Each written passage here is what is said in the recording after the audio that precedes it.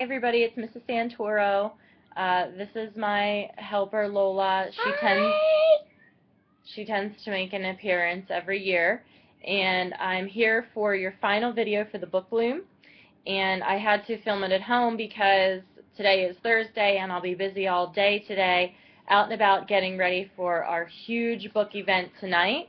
And I hope that you're coming. It's May 28th. That's today. 6:30 tonight. Come through the cafeteria doors with a used book that you want to give up and give to somebody else. I promise you will have a great evening. It'll be really cool to see all your work on display too. There will be free food, all kinds of stuff. And the talent show, of course, which is going to be so awesome.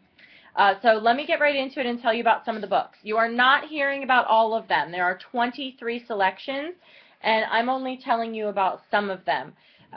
So there will be a few that night that will be a surprise, and there will be a synopsis, which is like a little summary of every book with the book, and there will be a table of people, teacher and student volunteers, plus of course Mr. White, our librarian, who will be there to help you.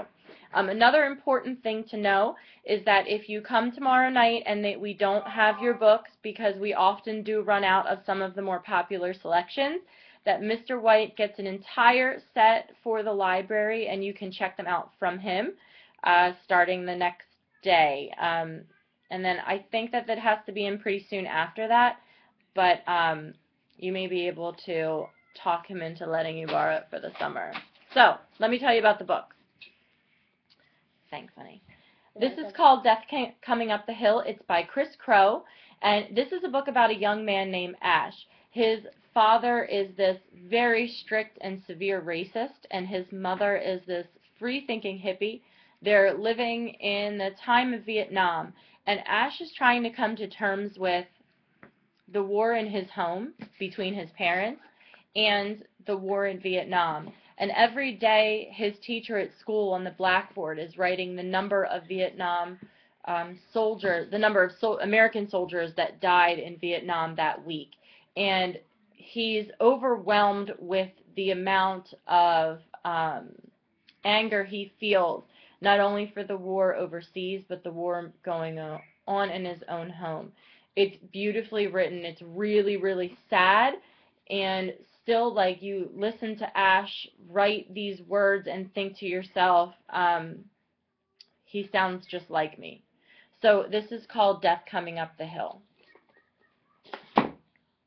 All right, the next one is called The Undertaking of Lily Chen. This is by Danica Novgorodov, and she is really famous for writing Refresh, Refresh, which is a book that has been on my shelf for a number of years. It's a fantastic graphic novel.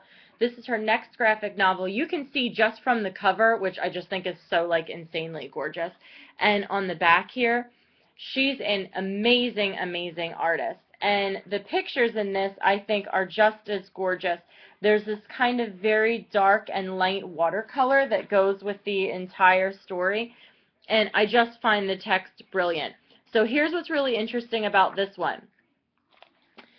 In ancient China, this is a real tradition where the Chinese believed that a young man who was unmarried would be unhappy in his afterlife, that the only way for the man to be complete was that even if he went into the afterlife unmarried, that he had to be buried with a woman who could be his bride in the afterlife. They were called ghost wives or ghost brides. So in this modern day story, this young man is responsible for his brother's death, and his family, who's devastated by the death, forces the son to go out and find his now deceased brother a ghost bride so he can be happy in the afterlife. This is the story of what happens to him when he sets out looking for a dead young woman. This is called The Undertaking of Lily Chen. It's so brilliant and beautiful. Oh, I loved it. Awesome. Thank you. This is called Bruiser by Neal Shusterman. Neal Shusterman is really famous for the Unwind series. That made him super popular. And this is his newest one. This is about a young man named Bruiser, who everybody in town stays away from, except this young girl named Bronte, who just falls madly in love with him and he with her. And Bronte's brother, Tennyson, wants to find out what it is about Bruiser that everybody hates so much, that keeps everybody away. and what he finds out is something that he never expected. This is called Bruiser. Oh, thank you. Oh, you're so helpful. Thank you. You're welcome. This is called All the Bright Places. This is by Jennifer Niven. I'm so in love with this book. So if you're somebody that liked 13 Reasons Why, if you like The Fault in Our Stars, if you liked If I Stay, this is absolutely going to be an option for you. I have not read anything of hers before. She's actually written a number of adult novels, and this is her first kind of experience in the young adult genre. I think she does a phenomenal job. It's about a girl named Violet and a boy named Finch who meet on a bell tower because they are both about to jump off and kill themselves. Neither of them know who really saves the other, but the story is what happens to them when they both come off the bell tower. This is called All the Bright Places. So great, so fantastic. Thank you. This is called Mosquito Land. It's by David Arnold. This is about a young girl named Mim who her parents end up separating, and her mother's in Ohio and her father is like in some podunk town in the South or something. She can't stand it. She hates it. She gets in a huge fight with her father and her now stepmother and decides that she's going to go back to her mom. She sets off on this cross-country bus trip, and along on the bus trip she meets a grandmother, a pedophile, and possibly the love of her life. The story is so smart, it's so witty. Mim is a hysterical character, and in the end, what she finds when she finds her mom is not what she thought she was going to find at all. This is called Mosquito Land. I want this one. No, this one next. This one? Yeah. Okay, yeah. Okay, this is called Schizo. It's by Nick Sheff. Nick Sheff is ultra famous for his book he wrote called Tweak. It was a New York Times bestseller. Oh. What? Is that freaking you out? No.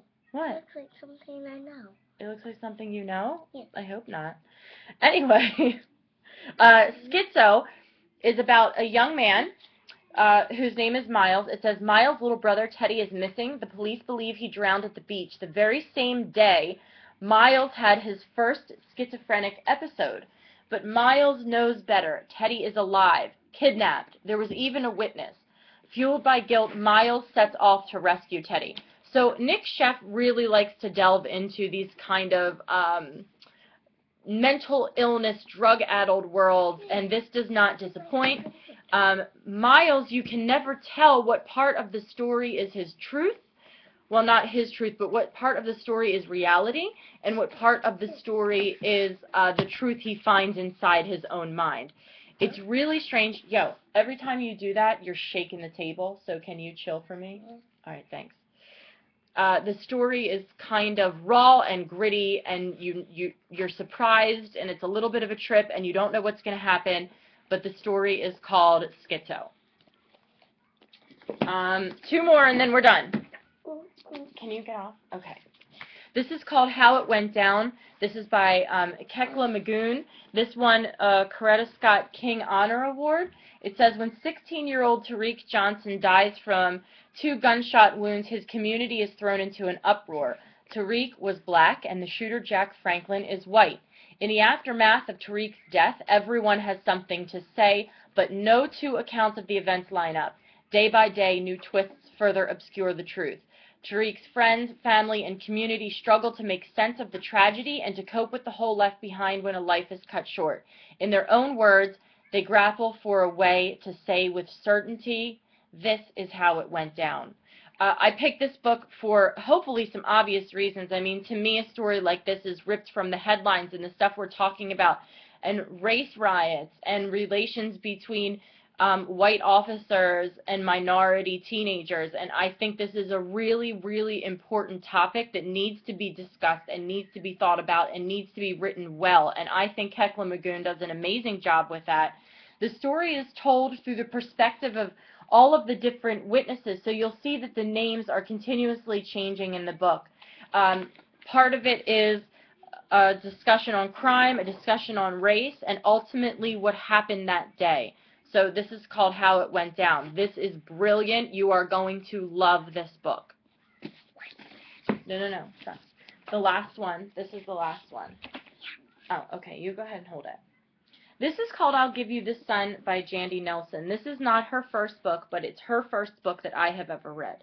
And I try very hard to not have favorites when it comes to books. However, I'm going to tell you right off the bat that this is by far my favorite book that we're giving away this year. There are some books that I read that change me and stay with me, that's words like fill my mouth and fill my brain, and I can't sleep or let them go. And this is one of those books. It is so beautifully written, and the worst part for me about these kinds of books is that I love them and care about them so deeply that I have no idea how to take such a thick, brilliant story and put it in this tiny little synopsis for you. I find that very, very hard to do. So what I'm going to do is I'm going to read you the flap, which I feel like is such a cop-out, but I have no idea how to tell you like the depth and brilliance of this novel. It says, Jude and her twin brother Noah are incredibly close. At 13, isolated Noah draws constantly and is falling in love with the charismatic boy next door, while daredevil Jude cliff dives and wears red lipstick and does the talking for both of them. But 3 years later, at 16, Jude and Noah are barely speaking. Something has happened to wreck the twins in different and dramatic ways until Jude meets a cocky, broken, beautiful boy as well as someone else, an even more unpredictable new force in her life.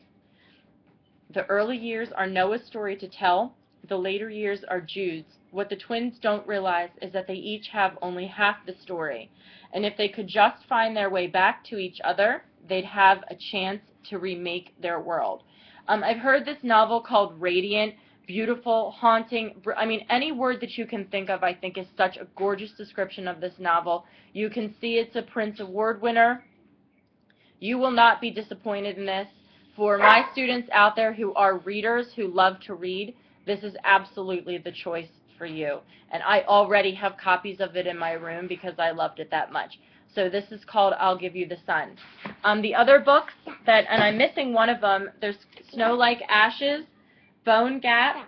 Stop for a minute, please. The Last Time We Said Goodbye, Orphan Train, and The Girl on the Train. Those are some of the other ones that will be there that night with a synopsis that you guys will be able to read. There will be lots of us there to help you choose your books. We are so excited to give these away. We have 450 that are ready for you and your parents to take home for the summer. You are amazing readers. I already know that because I teach you every day. Please come out to the event. We can't wait to see you. Can you say goodbye? Yay! Bye! No, jazz hands. Bye.